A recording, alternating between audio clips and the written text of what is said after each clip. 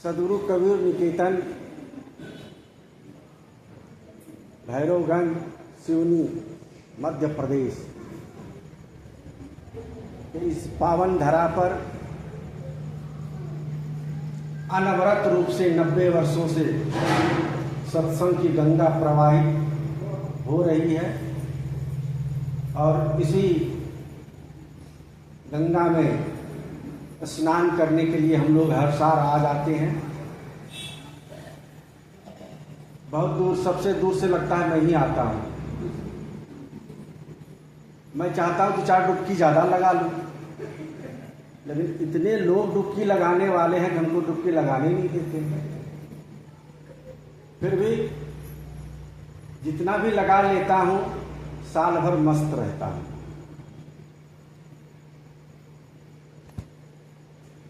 तो इस 5 दिवसीय सत्संग समारोह के इस पावन मंच पर परम सत्य सनातन अनादि ब्रह्म सतपुरुष परमात्मा सदगुरु कबीर साहब के पावन चरणों का स्मरण करते हुए मंच पर गद्दी आसीन परम पूज्य धर्माधिकारी साहब के पावन चरणों में त्रैवार साहेब बंदगी समर्पित करते हुए गुरु कबीर साहब के प्यारे भक्तों, भक्तिमती माताएं एवं बहनों, 5 दिवसीय सत्संग के प्रथम दिवस के अंतिम सत्र, जो रात्रि सत्र, निशाम जागृति संयमी। रात में तो संयमी पुरुष ही जगते हैं। संयमी पुरुष ही जागकर करते क्या है? संयमी पुरुष यही सत्संग करते हैं, ध्यानाभ्यास करते हैं। रात में ही साधना होती है, भजन होता है। संसार के सारे लोग जब सो जाते हैं तब तपस्वी गण जगते हैं, क्योंकि वातावरण बिल्कुल शांत होता है और जितनी शांति उस समय महसूस होती है रात्रि में, उतना दिन में नहीं होता है।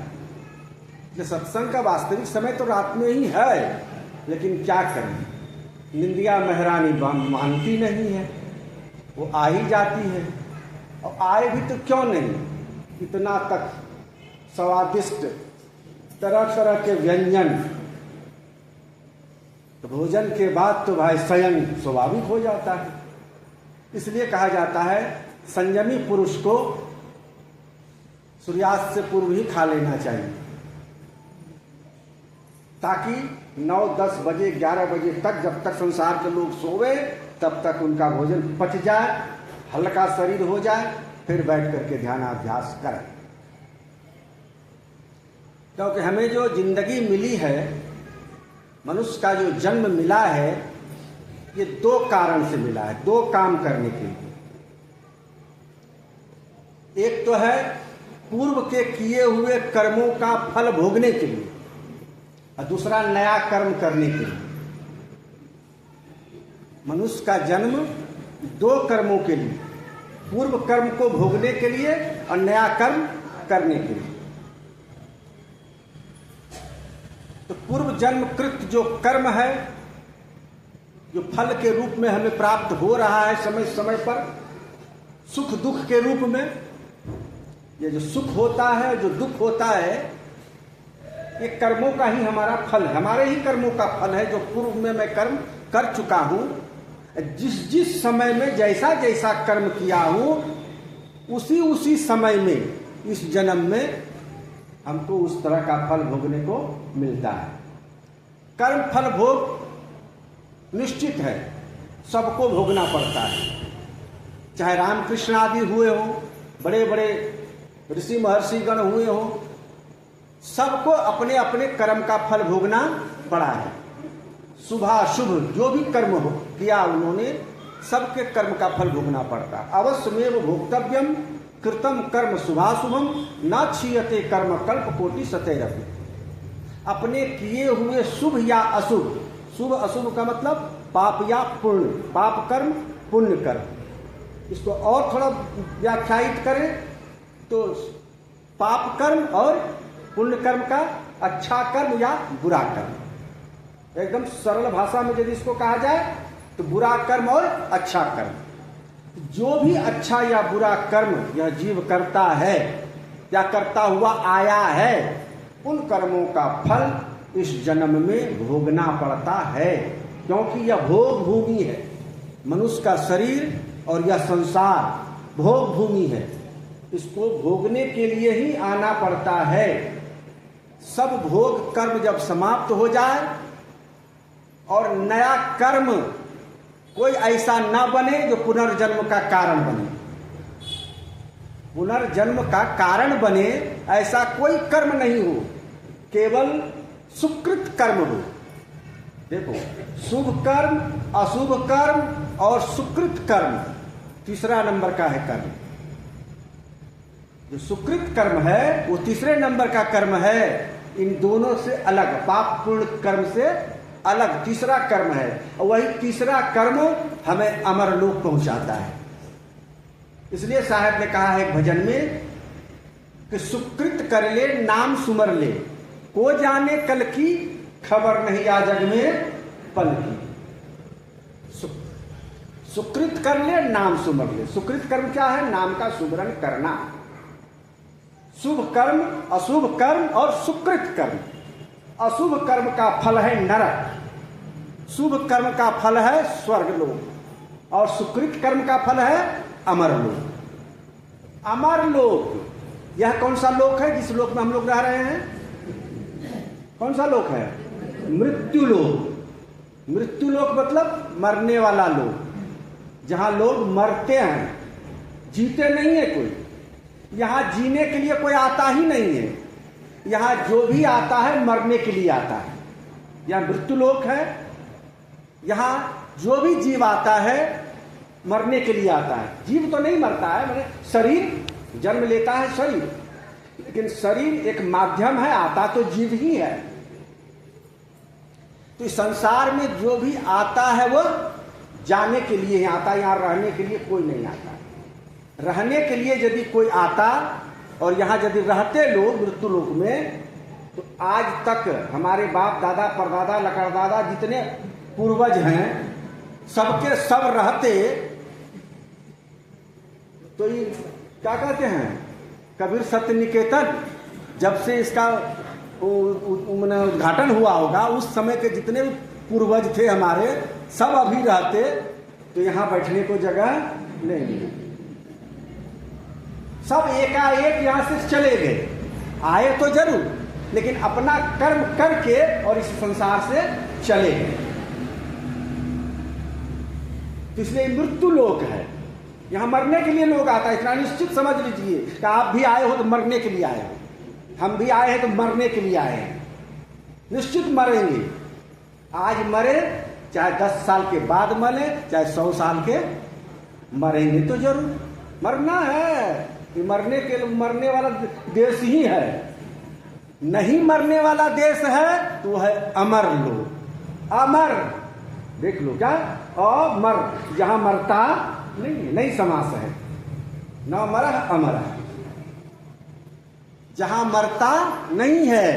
यह जीव जब सत्यलोक चला जाता है, अमर लोक चला जाता है, तो वहां जन्म मरण का चक्कर नहीं लगा रहता है। इस मृत भूमि में तो जन्म मरण का चक्कर लगा है, आओगे तो जाओगे। और आना जाना बंद करने के लिए सुकृत कर्म करने की आवश्यकता है। शुभाशुभ कर्म तो सांसारिक व्यवहार चलाने के लिए और जो है स्वर्ग नरक भोगने के लिए, मुक्त होने के लिए, अमर धाम पहुंचने के लिए सुकृत कर्म करना जरूरी है, अर्थात भजन करना जरूरी है, नाम का सुमरन करना जरूरी है। इसलिए सदगुरु कबीर साहब ने बहुत ही सुंदर प्रसंग आपका चल रहा है, बीजक का 21 नंबर का शब्द है, राम न रमसी कवन दंड लागा, मर जइबे का करवे अभागा। कोई तीरथ कोई मुंडित केसा, वेद मंत्र भरम उपदेशा। दुखित सुखित हो कुटुंब जेवावे, मरण काल अक्सर दुख पावे। कहें कबीर यह कली है खोटी, जो रहे करवा सो निकसे टोटी। बड़ा ही सुंदर पद है साहेब का। क्या कह रहे हैं कि राम न रमसी कवन दंड लागा। हे अभागे मनुष्य, साहब बड़े प्रेम से कहते हैं, ए अभागे मनुष्य, इतना सुंदर अवसर तुमको मिला है कि मनुष्य का तन मिला है, मनुष्य का तन मिला है, इतना सुंदर तन मिला है, और संतों का संग मिला है। मानव का तन मिला है और संतों का संग मिला है, और भक्ति का रंग नहीं चढ़ा है, तो तुम्हारा जीवन बेकार है। ये अभागे मनुष्य का तन पाकर के भी, इतना सुंदर अवसर प्राप्त करके भी राम न रमसी। शुद्ध संस्कृत के वाक्य हैं। कहते हैं लोग कवि साहब पढ़े लिखे नहीं, अरे शुद्ध संस्कृत के वाक्य का प्रयोग कर रहे हैं। राम न रमसी, रमसी रम धातु है, मध्यम पुरुष एक वचन का रूप है कि राम न रमसी, राम में रमन नहीं करते हो, राम में रमन नहीं करते हो। ये अभागे, इतना सुंदर मानव का तन पाया है, संतों का संग पाया है, और राम में रमन नहीं करते हो, राम को जानने का प्रयास नहीं करते हो, राम को जानने और समझने का प्रयास नहीं करते हो कि राम कौन है, कहां है, कैसा स्वरूप है। सदगुरु कबीर साहब का राम, ज्यादा व्याख्या नहीं करके शॉर्टकट में, सदगुरु कबीर साहब का राम अंतरात्मा राम है। हृदय बसे तहि राम न जाना, हृदय में निवास करने वाला जो रमैया राम है। हंसा सरोवर शरीर में हो रमैया राम, कबीर साहब ने बीजक में ही, कि हंस रूप से जो विराजमान है, रमन कर रहा है आपके इस मानव शरीर में, इस मानव शरीर में जो हंस रूप से रमन कर रहा है, उस रमन करता, उस रमैया को राम कहते हैं। कबीर साहब के वाणी में, कबीर साहब के सिद्धांत में, कबीर साहब के विचारानुसार हृदय निवासी राम को ही सदगुरु कबीर साहब ने स्वीकार किया है। इसीलिए कहते हैं जब अपने आप में तुम रमन ने रमसी, राम न रमसी का मतलब अपने आप में रमन नहीं करते हो। हु एम आई, मैं कौन हूं, इसको जानने का अभ्यास नहीं करते हो। कौन हूं मैं? क्या ये पंच भौतिक शरीर, ये मिट्टी का खिलौना मैं हूं? ये जो पांच तत्व का ये शरीर है, ये खिलौना है, मिट्टी का खिलौना है, और माटी का खिलौना माटी में मिल जाएगा। अब मान गुरु का कहना नहीं तो पछताएगा, अरे मान गुरु का कहना नहीं तो पछताएगा। गुरु का वचन यदि नहीं मानोगे तो पछताना पड़ेगा, क्योंकि मिट्टी का खिलौना है। अब मिट्टी के खिलौने थोड़ा सा ठोकर लग जाए तो टूटना ही टूटना है, टूट जाएगा, फूट जाएगा, मिट जाएगा। इस शरीर का भरोसा मत करो, न कोई रहा है न कोई रहेगा, जिंदगी का कोई भरोसा नहीं है, कोई भरोसा नहीं है शरीर का। इसलिए शरीर तुम नहीं हो, ये पांच तत्व से निर्मित जो शरीर है या तुम नहीं हो। तुम कौन हो? तुम शुद्ध बुद्ध चैतन्य स्वरूप आत्मा हो। ये शुद्ध बुद्ध चैतन्य स्वरूप आत्मा का बोध गुरु सानिध्य में, यह बोध कहाँ होगा? गुरु के सानिध्य में होगा। गुरु के समीप में बैठकर उनसे सत्संग करने से, उनसे ज्ञान की चर्चा करने से, उनसे पूछो प्रश्न पूछो, साहब मैं कौन हूं, मैं कहां से आया हूं, मैं कहां जाऊंगा, मेरा स्वरूप स्थिति कैसे बनेगी, ये गुरु सानिध्य में बैठकर पूछना चाहिए। दो में होगा सत्संग, वो सत्संग जो होगा आत्मबोध संबंधी सत्संग, वो दो में होगा, केवल गुरु और शिष्य में। पांच में तो भाई सामूहिक सत्संग होगा, सामूहिक प्रश्नों का विचार होगा, विषयों पर चर्चा होगी। लेकिन जब गुरु और शिष्य होते हैं तब कस्तम कौन हो तुम कौन हो? मैं नहीं जानता गुरुदेव मैं कौन हूं, अहम कोश में मैं कौन हूं मैं नहीं जानता हूं। गुरु जी कहते हैं कि सच्चिदानंद तू नित्य निर्द्वंद तू जीव माना, बन गया तू हो देह में दीवाना। सच्चिदानंद तू नित्य निर्द्वंद तू जीव माना, बन गया तू हो देह में दीवाना। तू देह में, इस शरीर में दीवाना हो गया। कितना सुंदर है। जवान लोग देखो, जवानी वाले हम लोग भी थे, 17 बार आईना देखता है दिन भर में। दिन भर में 17 बार दर्पण देखता है, मैं कैसा हूं, कितना सुंदर हूं, मेरे समान कौन होगा, मेरे जैसा नाक किसका होगा, मेरे जैसा आंख किसका होगा। बहुत सुंदर। और अपनी सुंदरता पर भी उसको संतुष्टि नहीं होती है, तो और सुंदर बनेंगे तो क्या लगाने लगता है, फेस पाउडर। उससे भी संतुष्टि नहीं होती है तो चला जाता है आजकल कहां कहां, ब्यूटी पार्लर। माताएं तो जाती ही है, लेकिन आजकल तो पुरुष भी जाने लगे। परमात्मा ने प्रकृति प्रदत्त जो सुंदरता दी है, उस सुंदरता पर संतोष नहीं है।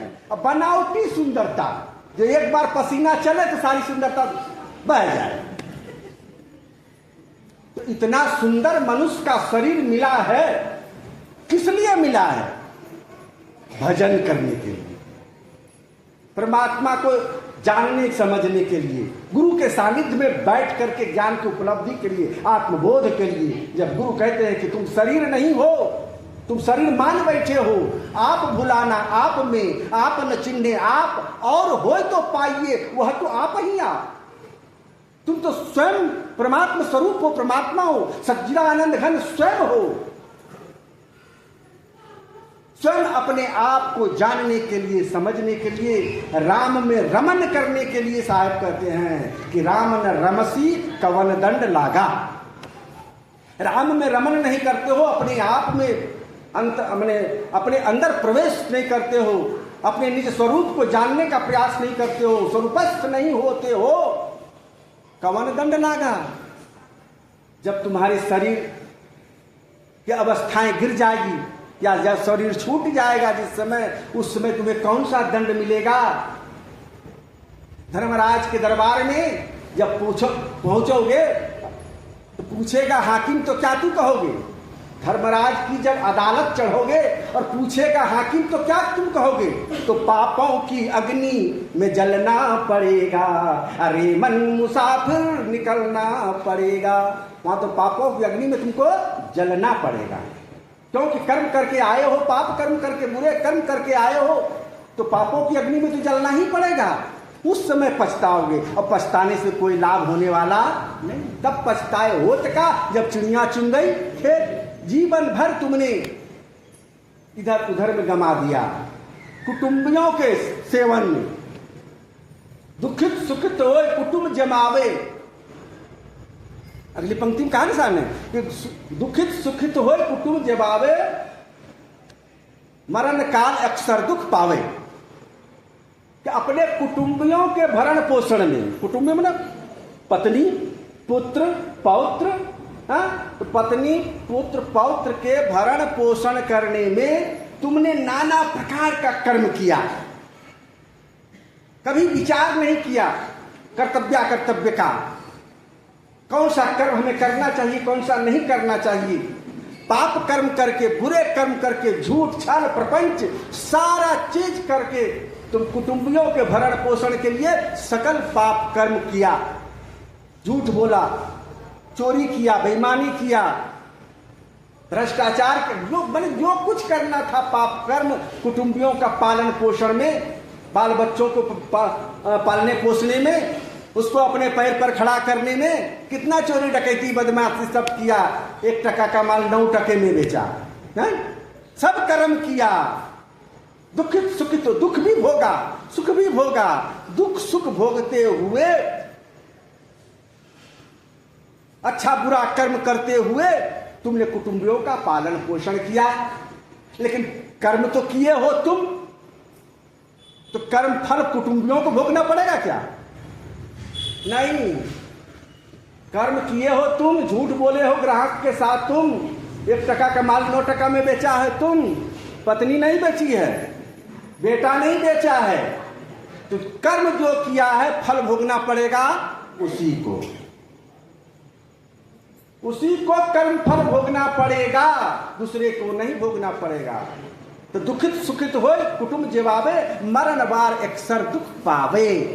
इसलिए मृत्यु काल में तुझे तो दुख भोगना ही पड़ेगा, और उस समय कोई बचाने नहीं आएगा, उस समय कोई बचाने नहीं आएगा। सिर पर तुम यदि पाप की गठरी लिए हो तो उस पाप की गठरी को तुम्ही को लेके जाना पड़ेगा, और उसका फल तुम्हें ही दंड के रूप में भोगना पड़ेगा। इसलिए साहब कहते हैं, कहें कबीर यह कली है खोटी, जो रहे करवासो निकसे टोटी। ज्यादा विस्तार न देते हुए कहें कबीर यह कली है खोटी, जो रहे करवासो निकसे टोटी। सदगुरु कबीर साहब कहते हैं कि यह कलयुग है भैया, यहाँ जो करोगे तुरंत भरोगे, जैसा कर्म करेगा वैसा फल देगा भगवान। ये है गीता का ज्ञान, जैसा करोगे वैसा भरोगे, भरना ही पड़ेगा, कोई दूसरा उपाय नहीं है। तो अच्छा कर्म करोगे तो अच्छा फल मिलेगा, बुरा कर्म करोगे तो बुरा फल मिलेगा, कर्म फल भोगना पड़ेगा। जैसे साहब जो रहे करवा समिक से टोटी, करवा समझते हो, टोटी वाला लोटा होता है ना, केटली का देखा है ना, हा? तो नली जो होता है तो निकलने वाला, पानी निकलने वाला, जो रहे करवा, उस लोटे में जो है उस टोटी से वही निकलेगा। जीवन भर आपने जो कर्म करके इस हृदय लोटा को भरे हो वही तुम्हारा टोटी से निकलेगा। बुरा कर्म किया है सोचेगा, मतलब लोटा में भरा है पानी तो निकलेगा दूध, टोटी से क्या दूध निकलेगा? चाय की केटली में चाय है तो उसमें दूध निकलेगा, दूध भरोगे तो दूध निकलेगा, चाय रहे भरोगे तो चाय निकलेगा, पानी भरोगे तो पानी निकलेगा, कहीं खून भर दिया तो खून निकलेगा। उसी प्रकार से जीवन भर जो आपने कर्म करके इस हृदय रूपी कटोरे को, लोटे को आपने भरा है, कर्म फल के रूप में वही आपको मिलेगा। इसलिए चाहे कहते हैं कि सुकृत कर ले नाम सुमर ले, को जाने कल की। कल का कोई भरोसा नहीं है, वर्तमान में जी रहे हो, वर्तमान का भरोसा करो, वर्तमान में जैसा कर्म करेगा वैसा ही फल मिलेगा। पूर्व में जो कर्म करते हुए आए हो वह फल भोग रहे हो, वर्तमान में जो कर्म करोगे वही फल भोगना पड़ेगा। इसलिए साहब कहते कर्म का झंझट छोड़ दो, शुभाशुभ कर्म का झंझट छोड़ो, केवल सुकृत कर्म करो, सुमरन कर लो, भजन करो। सुमरन देखो कितना सच्चा है, सुमरन, सु मतलब सुंदर, मरण। यदि अपना सुंदर मरण चाहते हो, एक ही बार मरना चाहते हो, बार बार मरना नहीं चाहते हो, एक ही बार मरना चाहते हो तो सुमरण होके मर जाओ भैया। तो सुमरण कैसे होगा? सुमरण तब होगा जब करोगे सुमिरन, जब करोगे सुमिरन। किसका सुमिरन करोगे? साहब ने लिखा है बीजक में कि सुमिरन करहु राम के, अरे काल गए हैं केस, ना जानो कि तुम्हारी हो जी क्या घर क्या परदेश। सुमरन करहु राम का, जो हृदय निवासी राम है इसका सुमरन करो, इसको पाप मुक्त कर दो। जन्म जन्मांतर से जो कर्म कुकर्म किए हो उस सारे कर्मों का फल भोग लो, और शुभ कर्म सुकृत कर्म करते हुए इस संसार से एक बार विदा हो जाओ, अमर लोक पहुंच जाओ, वहां से फिर आना नहीं। और ऐसा ज्ञान, ऐसा बोध केवल सदगुरु कबीर साहब के ज्ञान में है, दूसरे के ज्ञान में नहीं है। ये दावे के साथ कह सकता हूं, तो सदगुरु कबीर साहब के ज्ञान में ही वह ज्ञान है जो अमर लोक को ले जाता है। केवल सुकृत सुमिरन भजन, जो सार शब्द सतनाम का सुमिरन करता है वही अमर धाम को जाता है। इसलिए आप लोग अमर लोक को जाना चाहते हो, एक बार ऐसा मरो। कैसा मरो? सुमरन।